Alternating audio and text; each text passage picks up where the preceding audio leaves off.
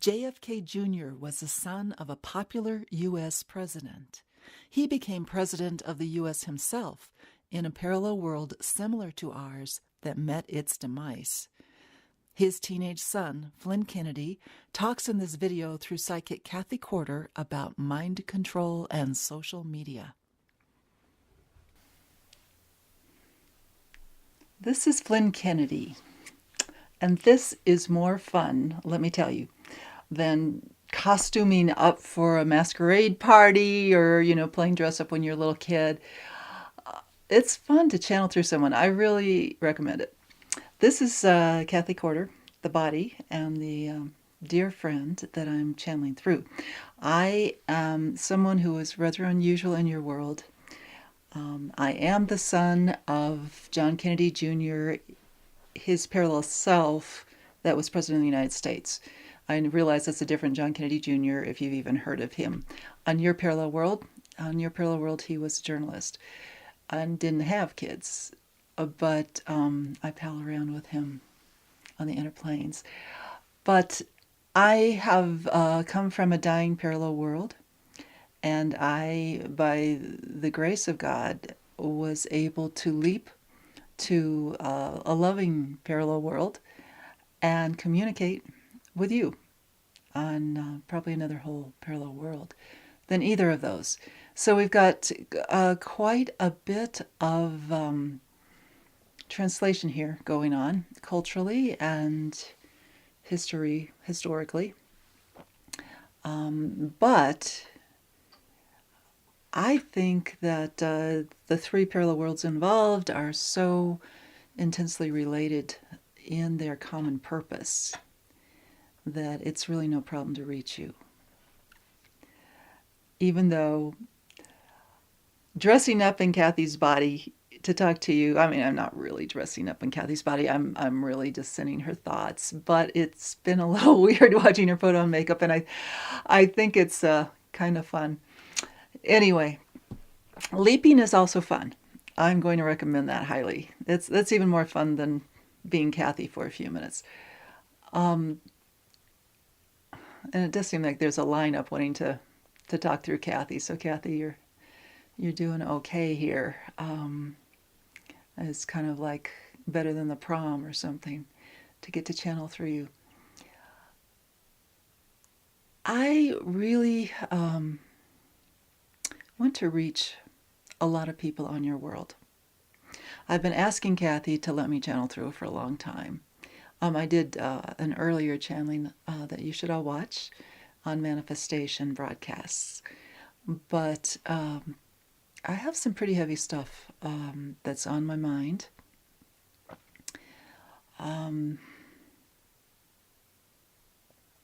About the very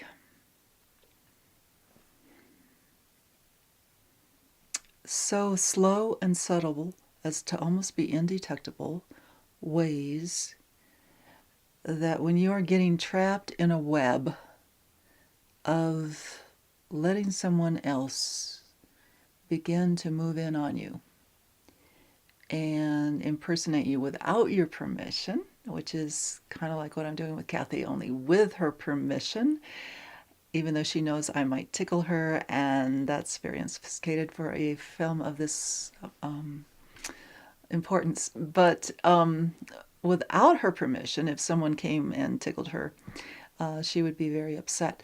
Now, I know, because your parallel world is so similar to mine, I think we split off before my birth, but I'm guessing if I know that my dad and the other John Kennedy Jr. were 29 when they split apart. So, and you can't say, parallel worlds are not straight lines. They bend around, they blend into each other. You may end up in a kind of a slightly different permutation than they did, even if you started out on the same world they did. But I figure when they were 29, they must have been about, that must have been, he was born in 1960, so 28 or 29 years, it must have been about 1989 or 88, since he was born in November, where they split. So it's been that many years that maybe we've been growing a little differently in our descent into hell than your parallel world has been a little differently, but and hopefully there's a few people watching that are on good parallel, happier parallels that are going better than worse. But I think the people attracted to our work lately probably are on looking for a lifeboat, and we want to reach those people. Anyway, so it's a little bit different track, and I remember though being in I think we had pretty similar parallel worlds. Mine's I've been probably over on Jonathan's parallel world, the loving one, a couple years, a little more than that, when after mine pretty much crashed. But I remember thinking things were fine. I mean, I'm only 14 now, but even 4 years ago, thinking things were fine. Of course, I was young. I thought, probably thought the world always had been a place where you live mainly indoors and you don't question too much about why you're living so differently than humans before you have lived. I remember feeling that I was probably part of a very special time on Earth when our technology made us superior to people historically who weren't smart enough to have found a way to live in virtual reality, live in such a way that what's most important is your mind, not your body. Even though we, as were very concerned about how we looked. Even if we had to fake it, like I think you people do on your world too, with plastic surgery and who knows what kind of tummy tucks or whatever. I mean, I didn't personally do that, but I watched it around me. We thought we were so superior to, or so clever to be able to talk to people around the world like I'm doing, well, interworld with you right now. We thought we were very clever to have, we had a smaller population than you do, and we actually tried to feed them all. But to do so took some major technological finagling with the plant world. And, to have the internet and to think you have all that information at your fingertips, until I leapt over to Jonathan's telepathic world where they have not only information, but a resonance with that information on the telepathic levels, to where they don't just ask for facts and look them up on the web. If they get sick and they're thinking of using an herb, they talk to the herb. They talk to the plant. It makes a lot more sense. So I have, in the last couple of years, really become very humbled by living in a culture that's much less technological, but much more spiritually alive than the one I left. And I have been obsessed, actually, with reaching your culture. It's kind of like, it feels like a responsibility to me. I, again, was so lucky to have had the opportunity to be able to have my body and personality translated, to be able to live and thrive on another parallel world, at a different vibration. But I still very much feel like myself, the self that I was. If I could meet my, 10-year-old Flynn, now I might think that, now meeting him, that he's a strange creature to me, that But as far as my memories go, I think I do seem to have a lot of the same memories and feel like the same person, just a lot happier for one thing. But I keep thinking about your people. It's almost like your world and my world are close enough that it seems like, a football game replay where during your kind of our replay of are you going to make the same plays and the same mistakes and the same fouls that we did? Apparently, we did it a little sooner than you seem to be doing it, but I think you're very close in not just your technology, but also your attitudes, from what I can see. Again, I'm very telepathic now too. And I have done my share of snooping around on your world telepathically, and it's easy to. I mean, I've had a lot of conversations with other leapies too, who have come from your world. There's a lot of leapies now on Jonathan's world from your world. It's almost too many. I think they're swinging the culture almost too much, but affecting things not always in the best way. But so far, they still love us, and there is a tremendous discussion all the time going on how do we reach the folks back home. Not only to leap them over, loved ones, but how can we affect your culture? So I'm doing my best here in this video to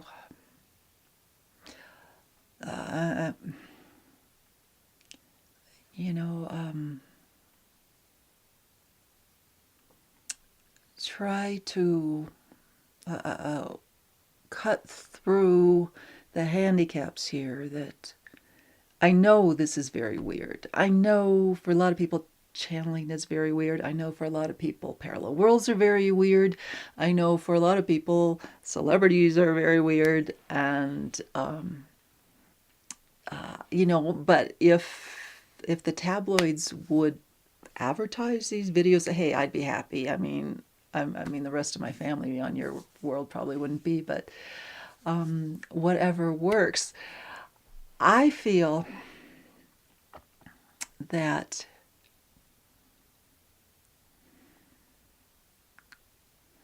the arrogance is a huge hook. The dark side, the whatever you want to call the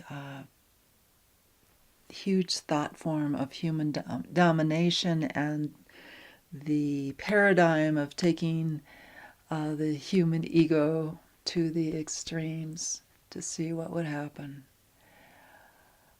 One of the biggest hooks, whatever you want to call that force and that paradigm, and I think there is a lot of demonic energy that has joined in that, if that isn't the definition of demonic energy, human ego. I don't think it quite is, but they seem to get along fine. If you speak of that as the machine that is coming in on us, that is wanting, to chip everything, to pull everything into itself. I think one of the biggest hooks it uses is human arrogance about their technological advancement, how great their science is. And when you step back from it, after your technologically whiz kid kind of culture falls, and you realize that if you lose your soul, you've lost everything, and none of that matters. If your machines start to eat your soul, which is what I felt happened. What's there to be proud of in that?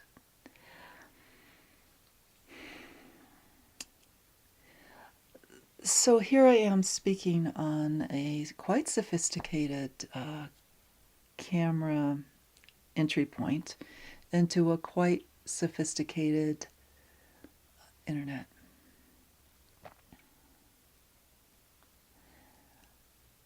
And there are potentials, I know, to send light to you and love to you through this network. And this is what I plan to do. But I don't think a whole lot of people using it are using it for that purpose, necessarily. Most probably think it's kind of a neutral information giving.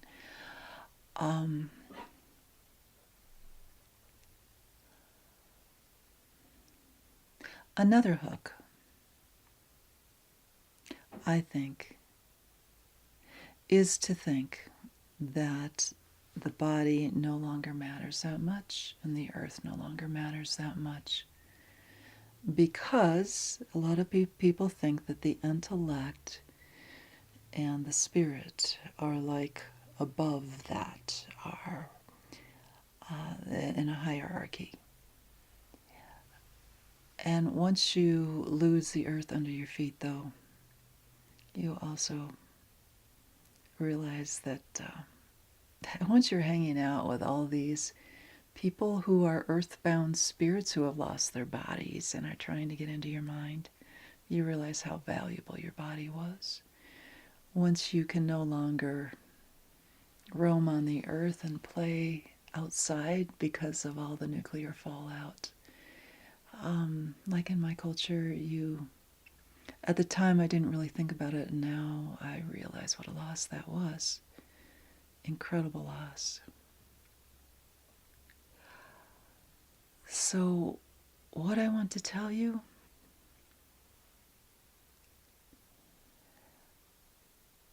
if anything you have in your life that you value is not part of the whole and is not something that's being used for a loving purpose, it means nothing. I realize I'm speaking to you through the internet. I realize that I'm dependent to reach you on this equipment. But that's only because you have valued this equipment so much. And that's the only way to reach you. In Jonathan's world, I could reach you easily telepathically. We could have a wonderful time. And we'd probably be more likely to join up in the physical at festivals or something. Now, as I look back at my life, I really look at how much of it was about love. And my father, I felt, and I still feel, was trying to reach out to the people of the country and the world. I feel like he was trying to come up with social policies that would put food on everyone's table and keep peace in the world as much as possible and come to I think, a much greater sharing of resources around the world than your world has. But was there love? Was there genuine love between him and the American people on our world? I thought there was. I'm a celebrity kid. When the few times that, the Secret Service lets you go out and even be around people, I've always felt that people were very friendly and caring towards me and were happy to be around me. And I thought that was love.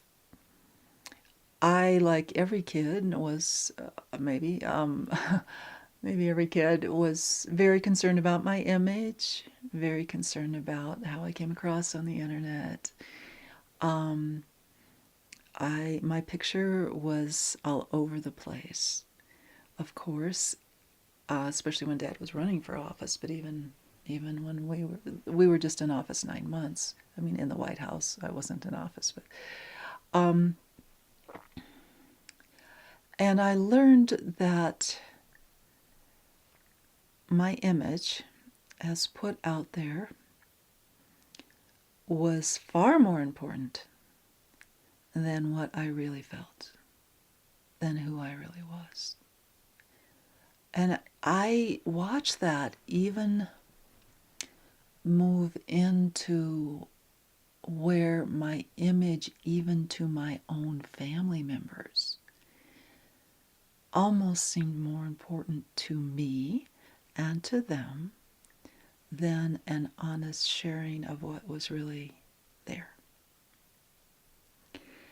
And although I was a celebrity, and so there were lots of pictures of me around, and there was a lot of interest in, we got copied a lot, what we wore, how we wore our hair, what we were interested in.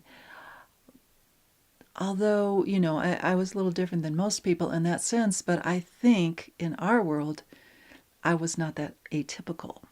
And I'm seeing this happen in your world much more, where cameras, like you're kind of watching me on right now,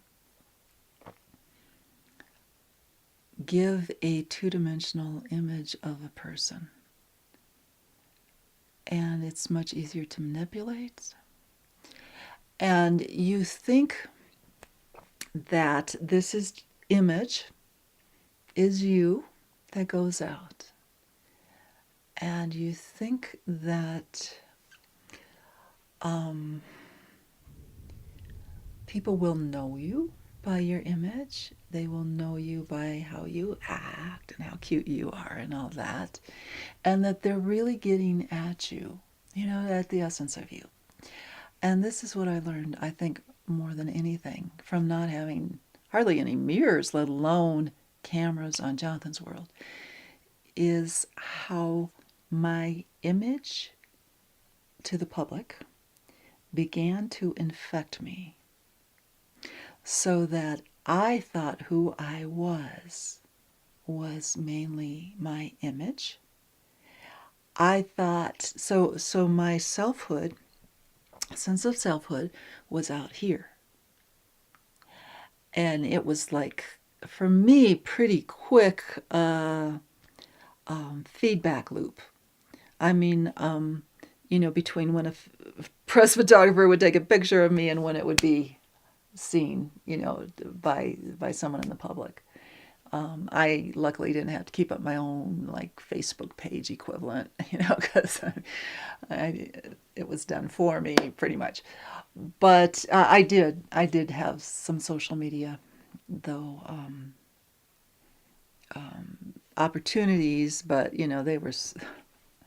they were so censored and under surveillance by Secret Servicemen who were trying to protect me from anybody who might, hook me into something or something. So I didn't really find that was satisfying to do my own social media that much. But nonetheless, I did look on social media to other people's sites if I met somebody and wanted to know something about them. And I did have some email interchanges, I guess you'd call it. But I was actually less social media oriented than I think most kids are. But in a way, we were social media. Our whole lives were social media. So I think this is happening to a lot of people in your world, where you start to think your selfhood is out there in the perceptions of other people. When you relate to anybody, that is a unique relationship. Cathee calls it in her recent book the deva of relationship. It's like a spirit of the relationship between you. And in close relationships, that spirit of your relationship is always right there, and that's who you identify with. So you start to feel like, who am I? I'm a part of my family, because that's close relationships, common interaction. Who am I? For me, I'm a part of the public. I'm a part of, I'm a president's kid. But see, that was when I had the relationship deva with the public who I hadn't met, people who I'd never met. Then that deva of relationship, the spirit of our relationship, that entity really, had a very impersonal feel to it. Even though personally I was affected by everyone who ever saw a picture of me or heard me talk.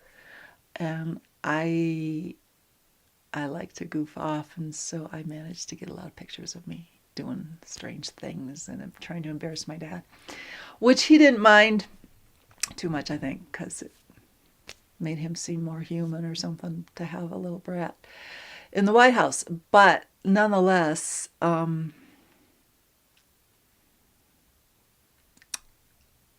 it wasn't like I really had a relationship with the people who saw my picture, saw my antics. It was like they had a pseudo relationship with me because they knew something about me. They knew something about my image that I was putting out. And I felt their feelings about me. You know, I could tell, truly, I could tell if there had been an article about me in a magazine that nobody had told me about. I could feel it. Oh, there must be something they just got published because I'm feeling all these people thinking about me. And let's hope that was a positive article, you know. And generally they were. But I think I was in a position to have a very weird sense of selfhood that seemed kind of out there, not very tangible, not very connected with the people who I was having a relationship with, who I'd never met, most of them. But I see this happening to a lot of people in your world now who engage in social media, and that's where a lot of their relationships happen. I think in that atmosphere, it's very easy for those who are very good at using technology to infiltrate your sense of the energy of what makes you you, to come in, because you start to lose really your inner sense of who you are. Of, I want this, I feel this way. My gut reaction to someone is maybe anger, but I can't show it because I don't want that to get in the social media. I don't want that to get in the press. So you start playing to what's going to look good in the press, what's going to look good in the social media. And not a real, you start to damp down on your gut reactions. Now, when you start to lose in touch with what your gut reactions really are after a while, I mean, if someone hurts your feelings or something, do you really have the opportunity to talk it out with them? And if there's someone that you mainly talk to through email or something, you're going to miss all the cues of how their facial expression, their energy, if they're really talking something, and if you're really trying to talk something out with them, those are really important signals that you're not getting. Just the energy between us, that I don't know that this camera can really transmit to you, as so that you would know who I am nearly as much as if you were sitting, right beside me and we were talking. You know what I mean? So it's very subtle and it's a very slow loss of control over your own. See, I want to say selfhood. I almost feel like I should say perception of your own selfhood. And maybe that's closer. But when you let go of really having just a very genuine living of your life and care too much about what other people think. Even if you're just thinking about the commercials or your favorite TV show when you're choosing your clothes to wear, and instead of going for what you really enjoy wearing, you're thinking about what comparing yourself to them and what you should look like. That's a loss. That's a loss of what do I want? What do I enjoy? On something as personal as what you wear or how you cut your hair or whatever. And it's very slow and subtle. But I think there is something about the internet, the cameras, wherever this technology intersects your life, that really draws you into losing yourself.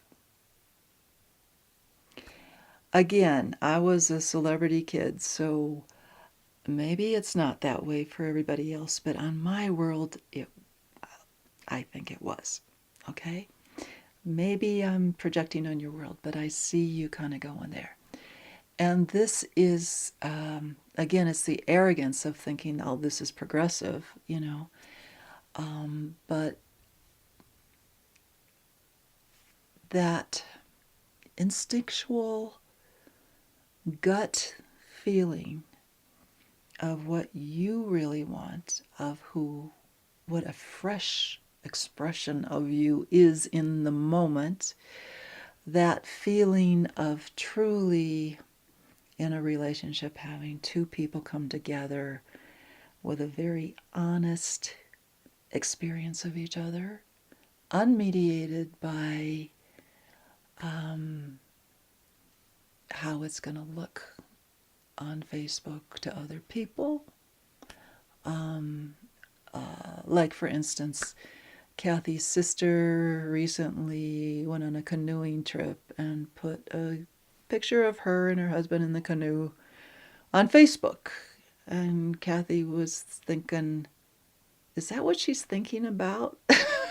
When she's finally getting away from it all into the wilderness and there's all the trees and the river. That's what she's thinking about is, putting it on Facebook and then hearing everyone talk about, oh, it's so wonderful you're out there canoeing.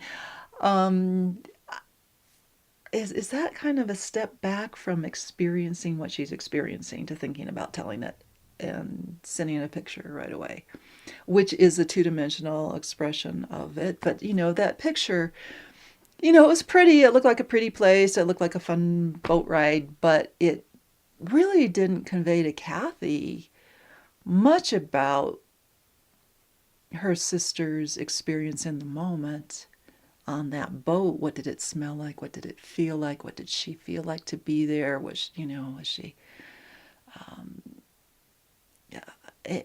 and I think, people might write about that on Facebook. Oh, this trip meant so much to me to get away and all that.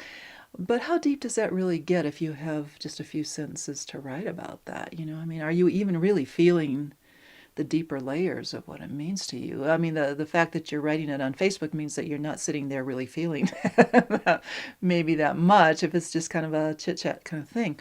And I'm not saying that there aren't, the chit-chat is fine, or even, maybe that does mean something to someone, but I think it's if it doesn't get balanced, I think people, okay, if people are not happy, and I've been here too, or if they have a secret to hide, it gets very easy to slip into wanting just to be your image and not the real thing. Not really feel your feelings, not really deal with the deep things that worry you, or your own sense of inadequacy in a certain area, or your own fear about what's happening in your family or in your own life or something. So I think I got pretty lost. And when you're living your image, that's almost implying that you're living it for the people that will see that image. That's your peer group then. And that's, I think, fertile ground for a culture then to not really think about, oh my gosh, what have we done to our food supply? What have we done to the whole earth? What have we done to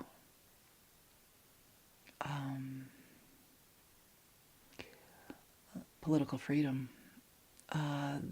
that would give people the opportunity to have some private life, where they can get in touch with a deeper feeling? It gets too social.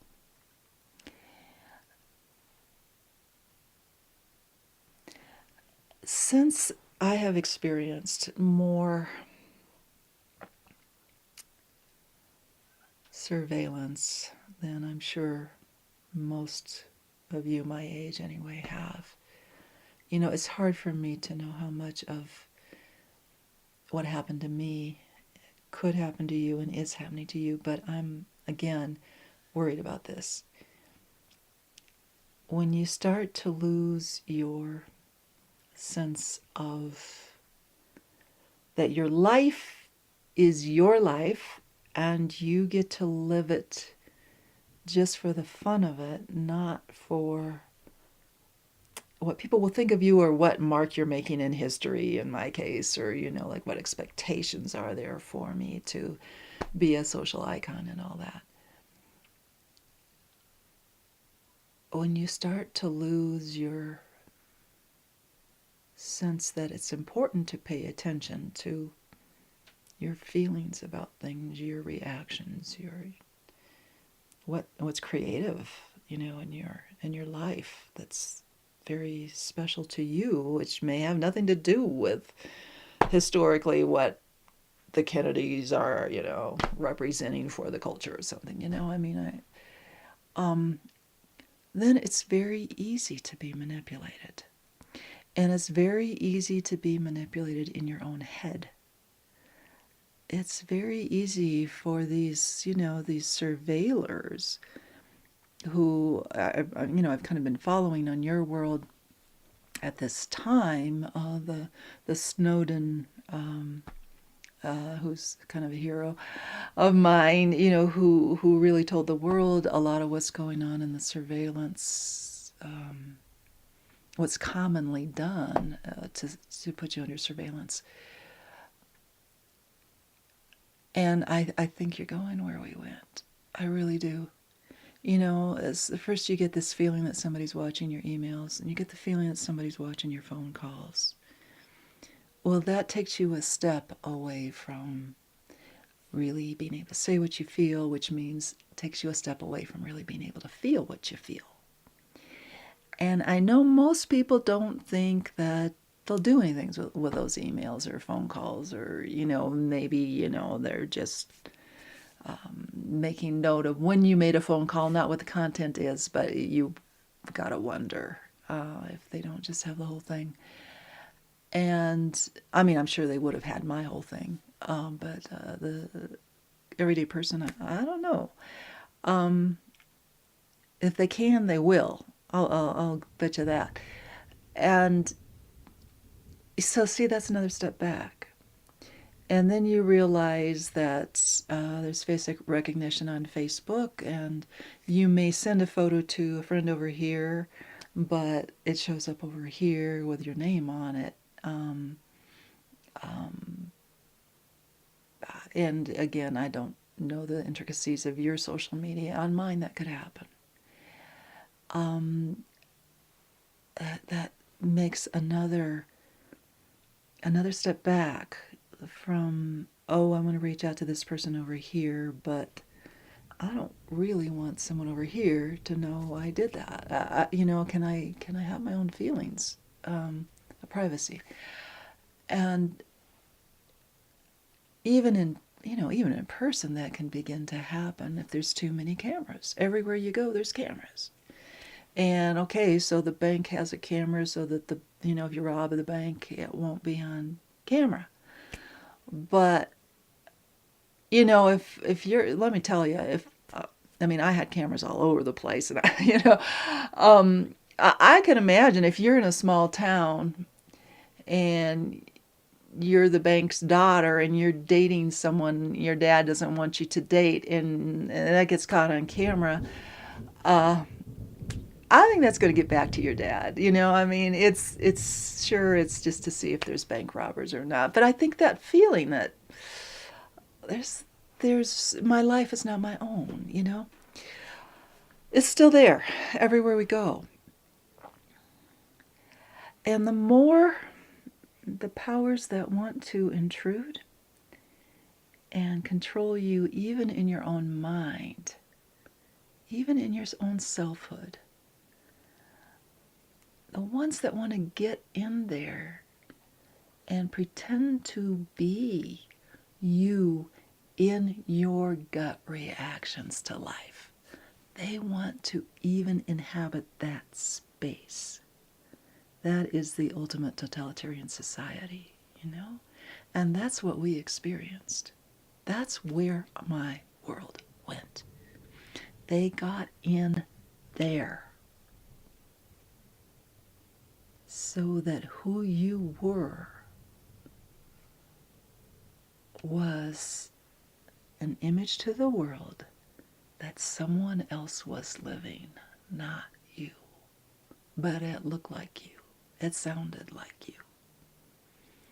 And if you didn't still have a gut sense of that very delicate movement into selfhood that we all are, that spark of creativity that comes from some focus of experience that you call you, if you lose the sense of that and the power of that and the right that you even get to be that.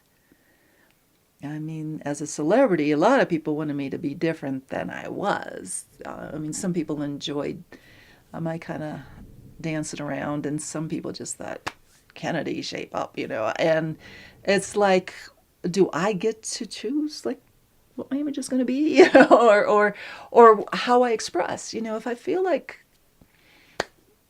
doing some stupid joke, can I do that? Prank or something, and which I love to do, and you start to lose that little by little by little. And sometimes the glory of like a really good picture of you being out there, whether it's in the press or just on your Facebook page or something, or someone else's Facebook page, that feels good. Oh, wow, I look great there. Or I got this award, or, I had a great vacation, and isn't that place where I'm in the canoe a beautiful landscape, Don't you wish you were there, It's all outer, outer, outer. The more outer it gets, the more the more you cannot fight off those who would slip in there and take over that space that should be the space that your soul inhabits in your own life. They can feed on the energy of your own soul while keeping your image going in the world. And I'm saying this did not just happen to presidents on my world. It didn't just happen to presidents' kids. It was beginning to happen to everybody. And I'm still trying to understand the mechanism of what that was philosophically. How can that happen? What is the human? What is a human? What is a machine? How can humans use machines to eat each other? And what happens with all that? And I'm still trying to explore that, and I would like to do further videos where we get into that a little bit more. And I think some other people want to talk through, Cathee, too. They get into that. But I wanted to give you my 2 bits on this anyway, especially reaching people my age on your world, because I think the pressures on us, we grew, I don't think our worlds are that different. We grew up with this stuff. We grew up with cameras or we're still growing up. You are. I'm over on a better world, but with cameras, with a lot of pressure to look good, with a lot of pressure to act cool, or whatever word is cool to use for cool now on your world. But it's very easy to lose yourself. Very easy.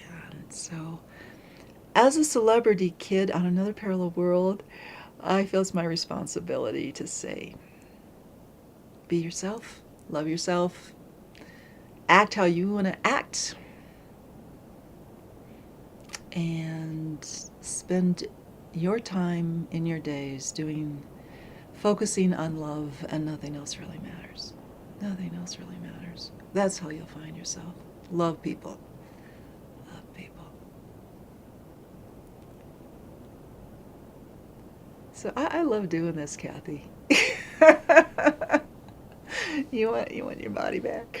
I mean, she's still obviously conscious too, but well, this is Cathee Flynn. I really enjoy having you share my soul space behind my image here.